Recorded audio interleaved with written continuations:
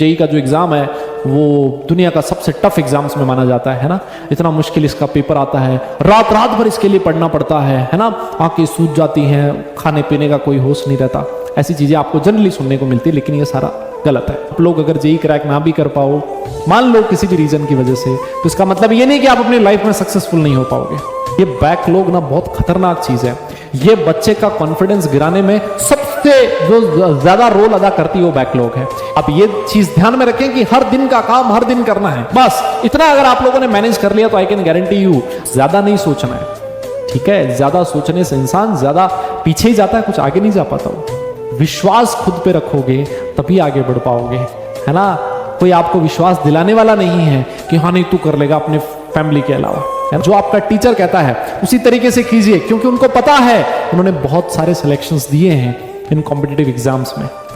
Hello dear students, क्या हाल चाल है आप लोगों के, कैसे हैं आप सब लोग। तो उम्मीद करता हूं सब बहुत ही बढ़िया होंगे।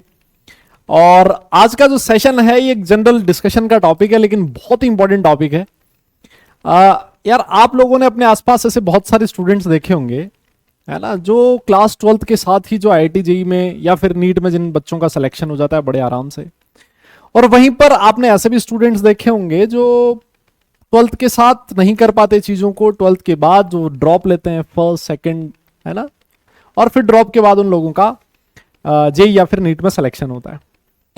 तो बात ये आती है कि यार जिस बच्चे का क्लास 12th के साथ सिलेक्शन हो रहा है, फर्स्ट अटेम्प्ट में जो जेईई को क्रैक कर रहा है, वो ऐसी कौन सी चीज है जो बिल्कुल डिफरेंट कर रहा है बाकी लोगों से, है ना, कि जो बाकी लोग नहीं कर पा रहे हो और जिसके लिए उन बच्चों को ड्रॉप लेने की जरूरत पड़ रही है ना। और मेरे हिसाब से ये सब बच्चों का सपना होता ही है। जब कोई जेईई के लिए सोचता है कि उसको एक अच्छे कॉलेज में, इंजीनियरिंग कॉलेज में एडमिशन लेना है, तो उसका सबसे पहला सपना यही होता है कि यार क्यों ना क्लास 12th के साथ ही मैं जेईई में सिलेक्शन हो जाए मेरा।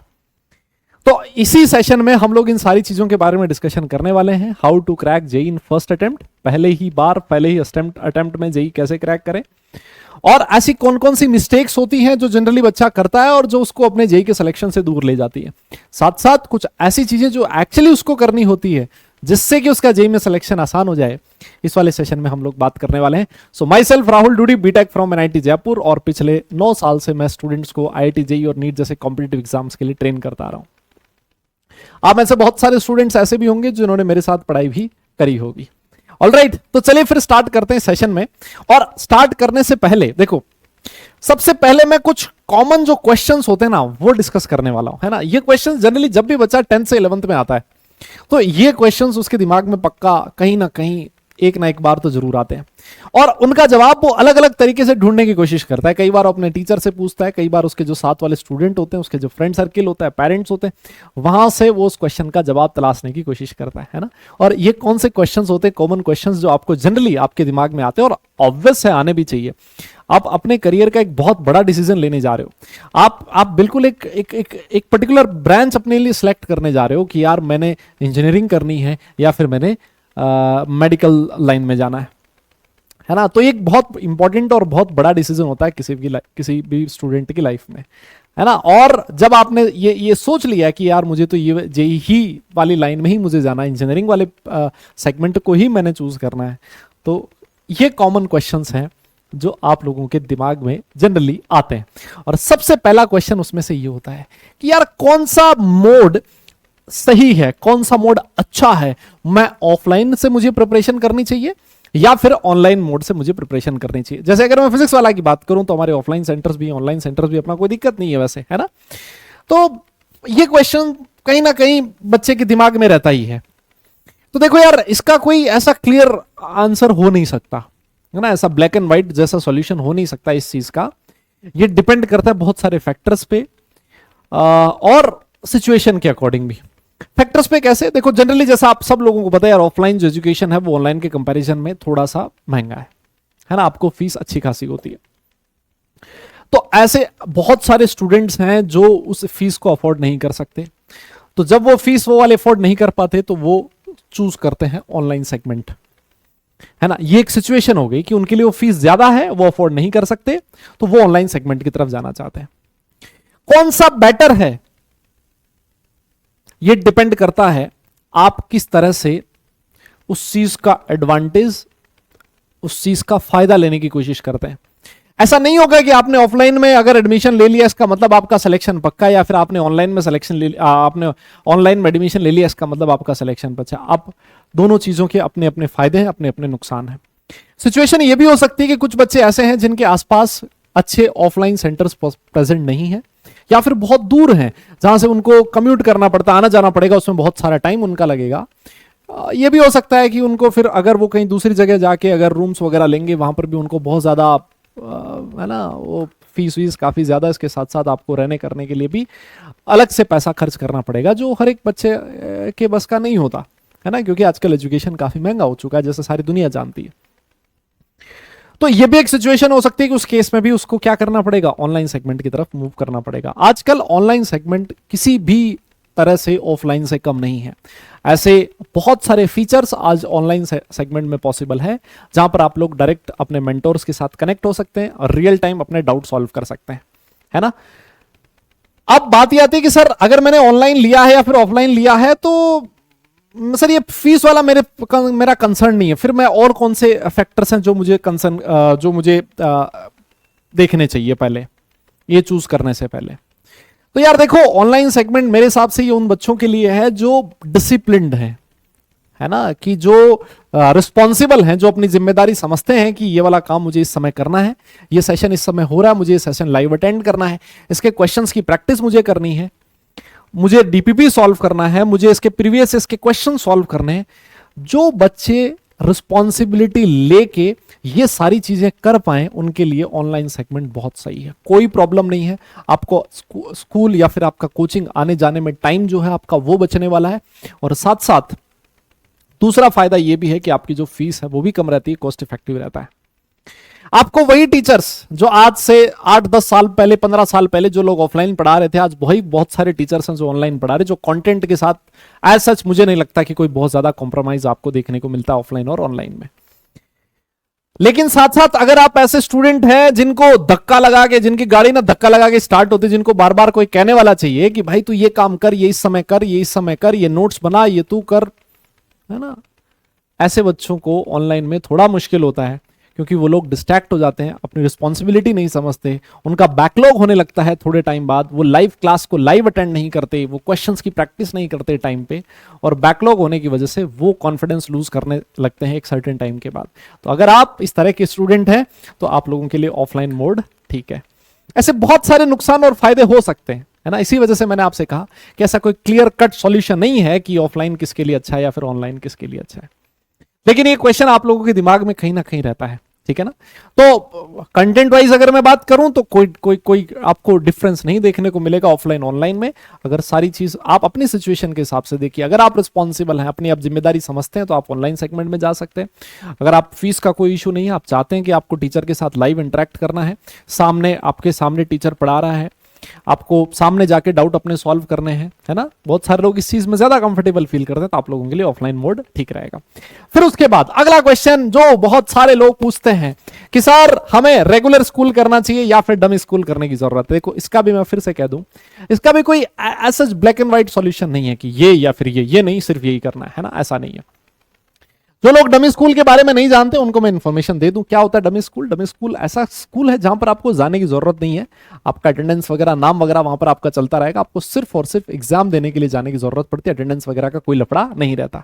लेकिन अगर रेगुलर स्कूल है आपका तो उसमें आपको हर दिन अटेंडेंस वहां जाके देनी पड़ेगी, मिनिमम आपकी 75% अटेंडेंस होनी जरूरी है, और इसी के बाद आप लोग टेस्ट वगैरह जो उनके एग्जाम्स वगैरह है उसमें इंक्लूड हो पाओगे। ऑल राइट, तो सर हमें क्या चीज चूज करनी जरूरी है, हम ऑफ रेगुलर की तरफ जाएं या फिर डमी स्कूल की तरफ जाएं। फिर मैंने आपसे कहा दोनों के अपने अपने बेनिफिट्स हैं। बहुत सारे स्टूडेंट ऐसे होते हैं और बहुत सारी जगह पर ये कल्चर भी है कि जो बच्चा जेई या फिर नीट के लिए प्रिपरेशन करता है और जो बहुत जिसने सोच रखा है कि यार मुझे अपना दम लगा के ना जेई में अच्छे रैंक लाना है, तो वो बच्चे जनरली डमी स्कूल की तरफ मूव करते हैं। यहां पर बेनिफिट क्या होता है, बेनिफिट ये होता है कि आपको स्कूल नहीं जाना है, स्कूल आने जाने में आपका जो 6-7 घंटे और वहां रहने में 7-8 घंटे आपके वहीं पर दिन के कंज्यूम हो जाएंगे, साथ साथ स्कूल का आपका होमवर्क है वो भी आपको करना पड़ेगा, उसमें भी आपका टाइम जाएगा। तो वो टाइम आपका बच जाता है और आप उस टाइम को अपनी कोचिंग में यूटिलाइज कर सकते हैं। जो चीजें आपको पढ़ाई जाती हैं, जो क्वेश्चंस आपको होमवर्क दिए जाते हैं, उनको उन क्वेश्चंस को करने में, रिवाइज करने में, प्रीवियस के क्वेश्चंस करने में, प्रैक्टिस करने में आप उस टाइम को यूटिलाइज कर सकते हैं। But at the same time मैं आपसे फिर कह दूं वापस वही कि बहुत सारे बच्चे ऐसे होते हैं जो डिसिप्लिन नहीं होते बिल्कुल भी, है ना। पढ़ लिया तो पढ़ लिया, ना पढ़ा तो नहीं पढ़ा, है ना। डमी स्कूल में आप एक चीज सोचो कि आपको कोई कहने वाला नहीं है, लेकिन जब आप रेगुलर स्कूल में स्कूल जाते हो तो वहां पर आपको एक टीचर मिलेगा जो स्कूल के अकॉर्डिंग सिलेबस है वो तो आपका कम से कम तैयार करवा ही देगा, है ना। क्योंकि वहां पर आपके टेस्ट होंगे, रेगुलर टेस्ट होते हैं, अटेंडेंस आपकी मार्क की जाती है, आपके प्रैक्टिकल्स होते हैं, है ना। तो नहीं पढ़ने वाला बच्चा भी कुछ ना कुछ वहां रेगुलर क्लासरूम से सीख के आता ही है, ठीक है ना। तो ये इसके बेनिफिट है, ये इसके बेनिफिट है। लेकिन आपको अगर लगता है कि यार आप स्कूल और रेगुलर स्कूल और कोचिंग इंस्टीट्यूट अपना एक साथ मैनेज नहीं कर पाएंगे, क्योंकि आप सोच के देखो कि आप लेट से आपका सुबह 7 साढ़े 7 बजे स्कूल होता है, आप लोग 1-2 बजे वापस घर आते हो, फिर खाना खाते हो और फिर उसके बाद 4 बजे कोचिंग चले जाते हो, तो आपका पूरा दिन उसमें चला जाता है। फिर आपको थकान भी होती है, फिर आप क्वेश्चन सॉल्व नहीं कर पाते और बैकलॉग आपका होने लगता है ना। और ये कॉमन प्रॉब्लम है जो मैक्सिमम बच्चों के साथ होती है। और इसमें भी अगर मान लो कभी आप 4-5-7 दिन के लिए बीमार पड़ गए, कुछ घर में कुछ काम आ गया, तो बैकलॉग इतना इकट्ठा हो जाएगा कि उसको कवर करने में महीनों लग जाते हैं, है ना। तो ये प्रॉब्लम होती है। तो अगर आपको ऐसा लग रहा है कि यार आप दोनों चीजें एक साथ मैनेज नहीं कर पाओगे, है ना, और लेकिन हमें करना जेई है, चाहे कुछ भी हो जाए, आप इतना डेडिकेटेड हैं, तो आपके लिए डमी स्कूल भी कोई बुरा ऑप्शन नहीं है। फिर बात करते हैं कि साहब अगला बच्चा क्वेश्चन ये पूछता है कि सर एक बात बताओ, पढ़ना कितना पड़ेगा। ये जेई जो है ना, ऐसा माना जाता है कि सबसे टफ इंजीनियरिंग का एग्जाम है ना, इंडिया में सबसे टफ एग्जाम्स में से इसकी गिनती की जाती है। तो सर इसका मतलब इसके लिए कितना पढ़ना पड़ेगा। देखो कितना पढ़ना पड़ेगा ये किसी एक स्टूडेंट वाइज वेरी करता है ना। कितना पढ़ना पड़ेगा ये क्वेश्चन नहीं होना चाहिए मेरे हिसाब से, कैसे पढ़ना पड़ेगा ये क्वेश्चन होना चाहिए। बहुत सारे स्टूडेंट ऐसे होते हैं जो दिन में 3-4-5 घंटे पढ़ते हैं और वो उतना टॉपिक कवर कर लेते हैं, उतनी कंसंट्रेशन के साथ पढ़ाई करते हैं कि एक दूसरा स्टूडेंट जो 10 घंटे में भी नहीं कर पाता, है ना। तो टाइम मैटर नहीं करता, क्वालिटी मैटर करती है कि आपने जितने भी टाइम पढ़ाई करी है, क्या आप 100% कंसंट्रेटेड है, एक जगह बैठ के आप पढ़ाई कर रहे हैं, आपका ध्यान इधर उधर डाइवर्ट नहीं है, आप जिस समय पढ़ रहे हैं सिर्फ पढ़ाई कर रहे हैं, आपके दिमाग में कुछ और चीजें नहीं चल रही हैं, है ना। तो कितने का यहां पर कोई क्वेश्चन नहीं है, कैसे पढ़ना है ये मैंने आपको बता दिया। जब आप पढ़ाई करें, जो आपका क्लास में चल रहा है, क्लास में आपका जो भी टॉपिक्स कवर हुए हैं, एक बार घर आके उनको रिवाइज करें, उनसे रिलेटेड जो भी क्वेश्चंस हैं उनको सॉल्व करें, डीपीपीज हम लोग देते हैं उनको सॉल्व करें, प्रैक्टिस जो क्वेश्चंस हैं उनको आप सॉल्व करें, क्योंकि जे इज ऑल अबाउट प्रैक्टिस। यहाँ कुछ भी रटने से काम नहीं चलता, आप जितनी ज्यादा चीजों को समझोगे उतना ही अच्छा स्कोर कर पाओगे। यस, तो कितना वाला इस लफड़े में ना पड़े, आप ये चीज ध्यान में रखें कि हर दिन का काम हर दिन करना है, बस इतना अगर आप लोगों ने मैनेज कर लिया तो आई कैन गारंटी यू, अगर आप क्लास 11th के स्टूडेंट है तो जब 2 साल बाद आप 12th के बाद अपना जेई का एग्जाम देने जाओगे, बहुत चिल रहोगे, खुश रहोगे, है ना। और खुश रह के पढ़ाई करने का मजा अपना अलग ही होता है ना। लेकिन वो खुश बच्चा तभी रह पाता है जब वो अपना काम रेगुलर करता है। यस, लेकिन हाँ मतलब और जब आप कोचिंग अटेंड करते हो ना, तो आपके जो टीचर्स होते हैं वो भी आपको डेली होमवर्क देते हैं कि यार ये वाला काम है जो आपको करके लाना, इतना कर लो, रिवाइज कर लो पीछे का, बस सफिशिएंट है, आगे टीचर से भागने की जरूरत नहीं है ना। साथ साथ चलो, इतना कर लिया, इतना अगर आपको करने में 5 घंटे लगते हैं ठीक है, 7 घंटे लगते हैं ठीक है, 8 घंटे लगते हैं तब भी करना पड़ेगा। यस, तो कितने पे आपको बात नहीं करनी, क्वालिटी ऑफ टीचिंग तो ठीक है, साथ साथ जितने भी टाइम आप पढ़ाई करो क्वालिटी वर्क होना चाहिए, सिर्फ और सिर्फ दिखाने के लिए, है ना, कि यार मैं तो इतने 8 घंटे 10 घंटे पढ़ाई करता हूं, उससे कोई फायदा आपको नहीं होने वाला। तो ये कुछ क्वेश्चंस थे जो हम लोगों ने डिस्कस किए। अब इसके बाद जब भी कोई बच्चा जेई के लिए प्रिपरेशन करता है, जेई नहीं कोई भी कॉम्पिटिटिव एग्जाम के लिए वो प्रिपरेशन करता है, तो कुछ ऐसी मिस्टेक्स होती हैं जो उसको अवॉइड करनी होती है ना। ये वो मिस्टेक्स होती है जो जनरली बच्चा करता है और जिसकी वजह से वो अपना जो गोल है उससे दूर चला जाता है। क्या क्या मिस्टेक्स है? सबसे पहला ओवर थिंकिंग। जब मैं जेई की बात करता हूं तो हम लोग यही कहते हैं, हमें ना आपको यही सुनने मिलता है, जेई का जो एग्जाम है वो दुनिया का सबसे टफ एग्जाम्स में माना जाता है ना, इतना मुश्किल इसका पेपर आता है, रात रात भर इसके लिए पढ़ना पड़ता है ना, आंखें सूज जाती हैं, खाने पीने का कोई होश नहीं रहता, ऐसी चीजें आपको जनरली सुनने को मिलती है। लेकिन ये सारा गलत है ना। ऐसा नहीं है कि आपको दिन रात सिर्फ और सिर्फ पढ़ाई करना, आप जीवन में कुछ और काम कर ही नहीं सकते, ऐसा बिल्कुल भी नहीं है। लेकिन कई बार हम लोग अपने लिए ही ये सारी चीजें बना लेते हैं कि ना, मान लो मेरा जेई में सिलेक्शन नहीं हुआ, मैं इतना नहीं पढ़ पाया तो मेरा क्या होगा, मेरा फ्यूचर क्या होगा, ये होगा, फलाना होगा, ढिमका होगा। एक चीज हमेशा ध्यान रखें कि भैया जेई पे लाइफ जाके खत्म नहीं हो जाती है ना। आप लोग अगर जेई क्रैक ना भी कर पाओ, मान लो किसी भी रीजन की वजह से, तो इसका मतलब ये नहीं कि आप अपनी लाइफ में सक्सेसफुल नहीं हो पाओगे, है ना। तो अपने आप को ओवरबर्डन नहीं करना, दिमाग में बहुत सारी चीजें सोच के नहीं करनी है। आप सिर्फ और सिर्फ प्रोसेस पे ध्यान दो। आपको रिजल्ट के बारे में नहीं सोचना है कि मेरा जेई में सिलेक्शन हो, जिस दिन पेपर होगा उस दिन क्या होगा, नहीं हुआ तो क्या होगा, रैंक कम आई तो क्या होगा। ये सारी चीजें आपको नहीं सोचनी है ना। आपको सिर्फ और सिर्फ प्रोसेस पे ध्यान देना है कि जो जर्नी है मेरी 2 साल के क्लास 11th और 12th की, इस जर्नी को मुझे कैसे जीना है ना। ये कोई स्प्रिंट नहीं है बेटा, ये मैराथन है। 2 साल तक आपको चीजें करनी पड़ेगी, है ना। तो ओवर थिंकिंग से बचिए, प्रोसेस पे ध्यान दीजिए, शांत दिमाग से रहिए, कोई प्रॉब्लम नहीं आने वाली है। बड़े आराम से आप लोग जेई क्रैक कर सकते हैं आफ्टर 2 इयर्स। लेकिन सबसे इंपॉर्टेंट चीज है, जैसा मैंने आपसे कहा, जो काम आपको दिया है उसको उसी दिन करना है। बहुत से बार ऐसे भी होता है, हम लोग अपने लिए टाइम टेबल बना लेते हैं और बहुत जबरदस्त है ना, 7 बजे उठूंगा, 7:30 ये करूंगा, 8 ये करूंगा, 10 ये करूंगा। मतलब अपने आप को इतना ज्यादा रिस्ट्रिक्ट कर लेते हैं कि वो 2-4 दिन तक तो टाइम टेबल फॉलो होता है, फिर उसके बाद पता नहीं क्या हुआ उसका, है ना। तो ये काम भी आपको नहीं करना, है ना। एक फ्लेक्सिबल टाइम टेबल बनाना अच्छी बात है, लेकिन उसके अकॉर्डिंग पढ़ाई करना वो सबसे मुश्किल काम है ना। तो आपका टाइम टेबल जो भी बनता है वो रियलिस्टिक होना जरूरी है कि जिसको आप फॉलो कर पाओ, है ना। और ज्यादा नहीं सोचना है, ठीक है। ज्यादा सोचने से इंसान ज्यादा पीछे ही जाता है, कुछ आगे नहीं जा पाता वो, ठीक है ना। अच्छा, फिर उसके बाद बैकलॉग, ये सबसे बड़ी प्रॉब्लम होती है। जब आप क्लास 12th के बच्चे को मैं देखता हूं, इससे मैं पढ़ा रहा हूं बहुत सारे बैचेस में, तो जब मैं 12th क्लास का बच्चा, सिर्फ और सिर्फ एक ही प्रॉब्लम है, सर बैकलॉग 11th का अब क्या करें। बैकलॉग मतलब क्या होता है? बैकलॉग का मतलब ये हो गया कि आपके कुछ टॉपिक्स जो आपके क्लास में पढ़ाए जा चुके हैं, लेकिन आप लोगों ने वो घर पे उनके क्वेश्चंस की प्रैक्टिस नहीं करी है, आप लोगों ने थ्योरी रिवाइज नहीं करी है, उसको आप बैकलॉग बोलते हो। तो दादा कोशिश ये करना है कि आपको बैकलॉग ना हो। ये बैकलॉग ना बहुत खतरनाक चीज है।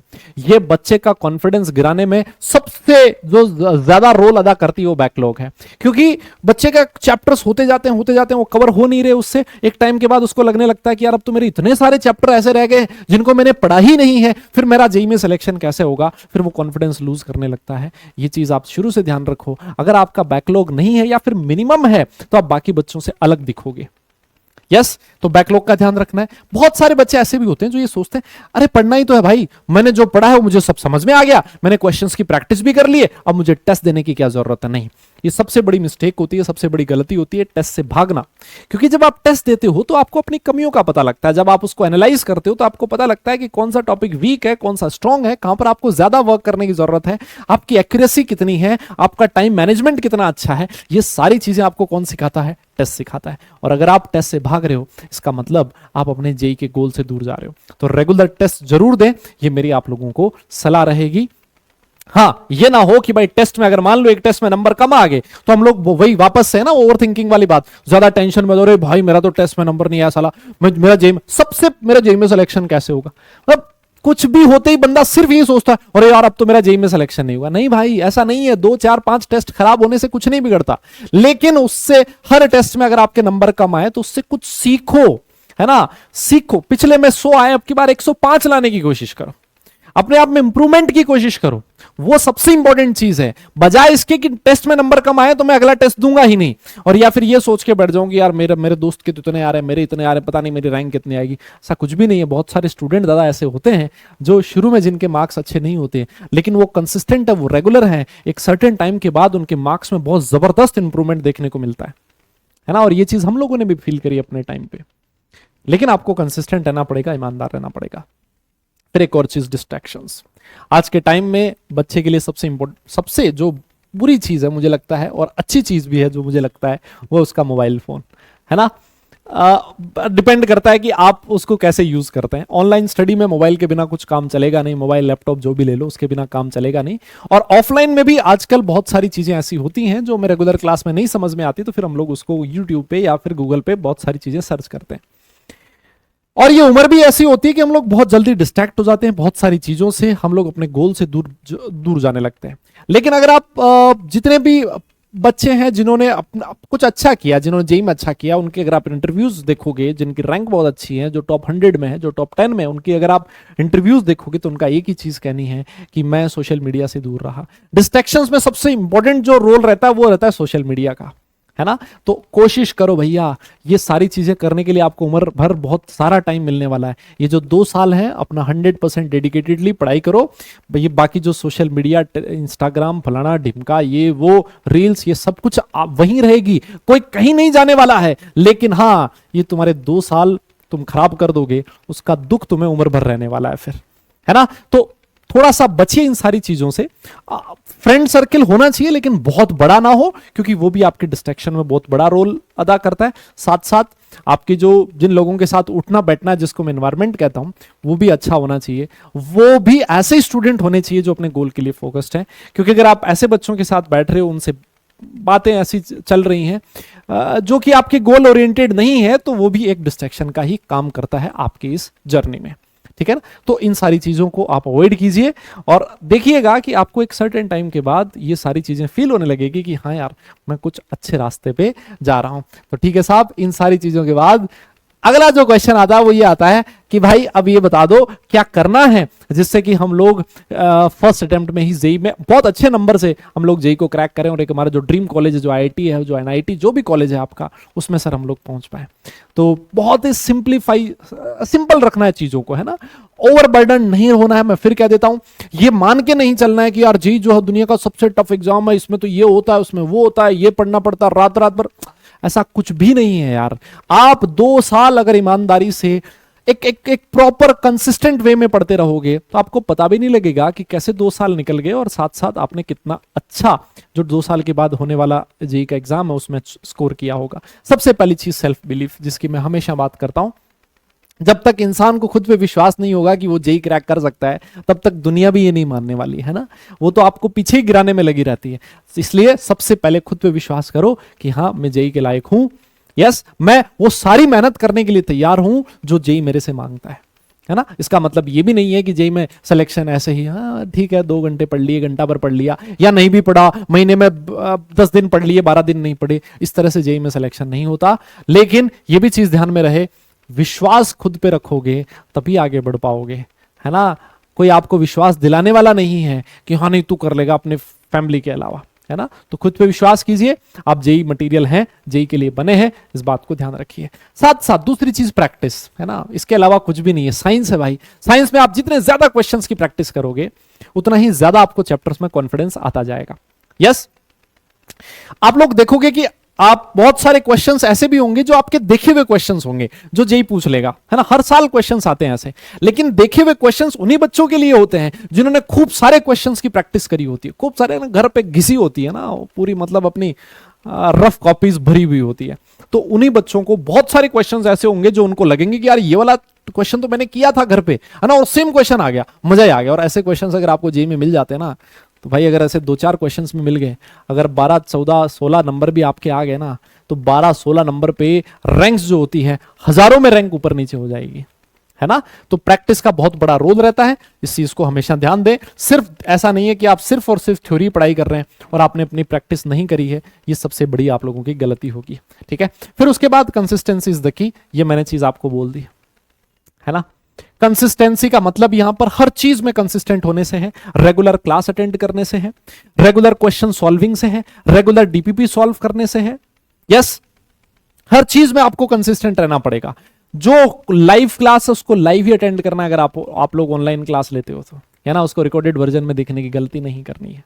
यस, और अगर आप कंसिस्टेंट है, हर दिन का काम उसी दिन कंप्लीट करते हैं, तो आपको ऐसे लगेगा कि हाँ यार ये जर्नी बहुत आराम से निकल रही है, इसमें आपको रात रात भर पढ़ने की जरूरत नहीं है, आपको आंखें ऐसे नहीं है कि सूज के बाहर आ जाएगी, ऐसा भी करने की जरूरत नहीं है ना।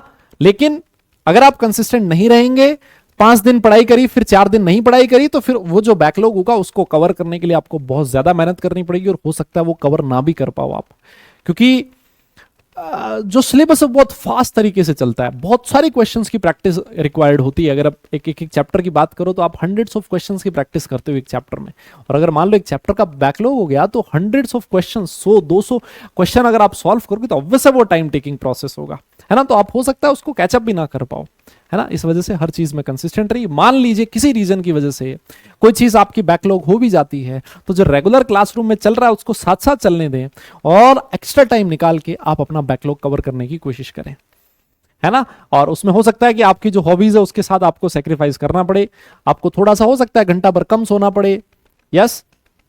ये भी हो सकता है कि आपको खेलना पसंद है, थोड़ा सा आधा घंटा कम खेलना है ना। ये सारी चीज आप हर चीज को मैनेज कर सकते हो, लेकिन वो तब जब आपकी प्रायोरिटी स्टडी रहे, है ना। पढ़ाई आपकी प्रायोरिटी होनी चाहिए। इसके अलावा आप सारी चीजों को अपनी लाइफ में बड़े अच्छे ढंग से एंजॉय कर सकते हो, है ना। वो चीज नहीं मान के वे कि यार मतलब जेई, मतलब अगर मैं तैयारी कर रहा हूं ना जेई के लिए, इसका मतलब ये है कि मेरी जो बाकी लाइफ है, दोस्त है, फ्रेंड सर्किल हो गया, फैमिली हो गया, फ्रेंड्स हो गए, उन सब से मुझे कटना पड़ेगा। ऐसा मेरा मानना नहीं है। जनरली पर्सनली सब लोगों का अलग अलग राय इस चीज में होती है। अब उसके बाद नेक्स्ट चीज है नोट्स प्रिपरेशन। और ये नोट्स प्रिपरेशन वाली जो चीज है ना, ये ऑनलाइन स्टडी में और ज्यादा इंपॉर्टेंट है, क्योंकि ऑनलाइन में जनता ये सोचती है कि पीडीएफ तो मिल ही रही है ना, नोट्स बनाने की जरूरत क्या है यार, मेरे पास तो पीडीएफ है ना। तो ऐसी गलती आप लोगों को नहीं करनी है। नोट्स, आप खुद से बनाए हुए नोट्स से पढ़ने का मजा ही कुछ और है ना। और किसी दूसरे के अगर आप नोट्स पढ़ोगे तो हो सकता है उसमें बहुत सारी चीजें आपको समझ भी ना आए, और अगर समझ में आ भी गई तो वो फील नहीं आएगी आपको नोट्स को। जब इंसान खुद से लिखता है तो उसका दिमाग काम करता है ना। आप बिना सोचे कुछ लिख नहीं सकते, लिख रहे हो तो कुछ ना कुछ सोचना पड़ेगा, यस। और जब आप सोचोगे तो आपको यह भी पता लगेगा कि कौन सी चीज सही है, कौन सी गलत है। मेमोरी में सेट होती जाएगी वो सारी चीजें, और एक ना एक वो ज्यादा समय तक याद रहेगी। आप लोगों ने देखा भी है ना, आप लोगों ने सुना भी होगा ऐसा कि यार अगर कोई चीज याद नहीं हो रही तो लिख के याद कर। लिख के याद करने का मतलब ही यही है कि वो आसानी से चीजें, है ना, इधर घुसेगी आपके दिमाग में। ऑलराइट, तो नोट्स प्रिपरेशन बहुत जरूरी है। और जब आप रिवीजन करोगे तो रिवीजन में आप लोग देखना कि ये चीज कितने फायदेमंद होती है। खुद के बनाए हुए नोट्स, आपको पता है कौन सी चीज मैंने कहां लिखी है। शॉर्ट नोट्स भी आपको साथ साथ ही प्रिपेयर करने हैं, यस। तो ये वो चीजें थी जो आप लोगों को रेगुलर इंटरवल पे करनी है। और ऐसा नहीं है कि सिर्फ यही चीजें हैं, और भी बहुत सारी चीजें हो सकती है। जब आप लोग रेगुलर क्लासरूम में जाते हो, स्टडी करते हो, तो आपके जो टीचर्स होते हैं, जो मेंटोर्स होते हैं, वो भी आपको रेगुलर गाइड करते रहते हैं। उनकी बात को सुनिए, अपना ज्यादा दिमाग मत लगाइए। जो आपका टीचर कहता है उसी तरीके से कीजिए, क्योंकि उनको पता है, उन्होंने बहुत सारे सिलेक्शंस दिए हैं इन कॉम्पिटिटिव एग्जाम्स में, यस। तो इन सारी चीजों को ध्यान में रखते हुए आप अपनी जर्नी स्टार्ट कीजिए। क्लास 10th से जब आप क्लास 11th में आते हैं तो एक बहुत बड़ा गैप आपको देखने को मिलता है। क्लास 10th में बहुत छोटे छोटे चैप्टर्स होते हैं, कुछ ज्यादा प्रैक्टिस का नहीं होता, लेकिन क्लास 11th में जब आप आते हो तो बहुत सारी चीजें आपको देखने को मिलती है। उन सारी चीजों को जो जंप है उसको कवर करने के लिए आपको एफर्ट भी थोड़ा सा ज्यादा लगाना पड़ेगा। क्लास 11th जब आपकी खत्म हो जाए तो आपका बैकलॉग नहीं रहना चाहिए, इस बात को आपको अश्योर करना है। क्लास 12th में जब आप जाते हो तो सिर्फ और सिर्फ क्लास 12th ही आपके पास रहे, 11th का बर्डन आपको लेके नहीं चलना है, ठीक है। तो चलिए फिर, थैंक यू सो मच इस सेशन के लिए। और हम लोग जब भी आपका रेगुलर सेशन होगा, जो लोग क्लास 11th की अपनी जर्नी स्टार्ट कर रहे हैं, इस यूट्यूब चैनल पे, आपको फिजिक्स वाला चैनल पे बहुत सारे टीचर्स के वीडियोस आपको मिलते रहते हैं। ऐसे गाइडेंस वाले वीडियोस भी आपको और भी मिलते रहेंगे अगर आप रेगुलर रहते हैं तो, ठीक है। तो बेस्ट ऑफ लक आप सब लोगों को मेरी तरफ से। एक कॉन्फिडेंस के साथ अपनी क्लास जो जेई की जर्नी है उसको स्टार्ट कीजिए। Best of luck, thank you so much.